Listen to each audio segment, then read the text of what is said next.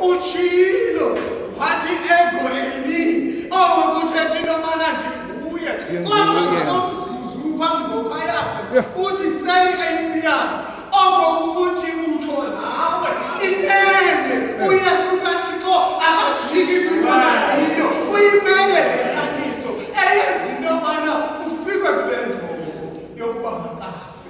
Khumbula kaloku amayuda ngeli xesha okwelinde umesiya kodwa ngoku naku kuthiwa ufikile umesiya yaye lo mesiya ungunyana kathixo inenesi sisenyeliso angathini na ukuba azibize ngonyana kathixo yewethu lo makafe zangena ke ngoku i-politics, the politics of the stomach inene ukuba nguye unyana kathixo ezimfundiso zizenzayo apha kwisinagogu zenzinto yokubana zingathathelwa yaye inene uyabona ulandelwa ngabaninzi yonke le nto ngoku yenzela into yokubana ukhuseliswa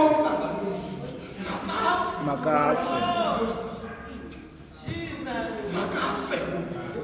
ngebhotini zimile ke uba siyakhumbula xa azawufunwa ke ngoku la mangqina akufunwa ngqina elinye kufunwa amangqina amabini ngokomthetho. Xa ujonga kwincwadi yeDeuteronomy isahluko seseshumi nesixhenxe umqolo wesithandathu imile phaya ithi ukuze nikwazi ukummangalela umntu udingeka umangane nengqina abamabini.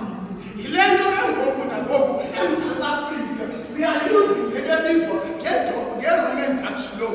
Inene isasebenza namhlanje angeke umangalelwe ngumntu omnye kufuneka ingqina afike khona ukuze kufezekiswe injongo. Ithini injongo yale nkundla?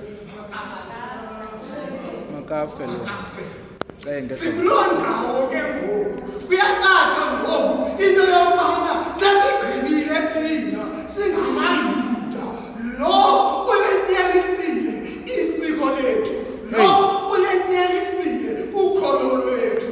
Inene unyanzelekile into yoba afe. Abanawo ke ngoku amandla wokuba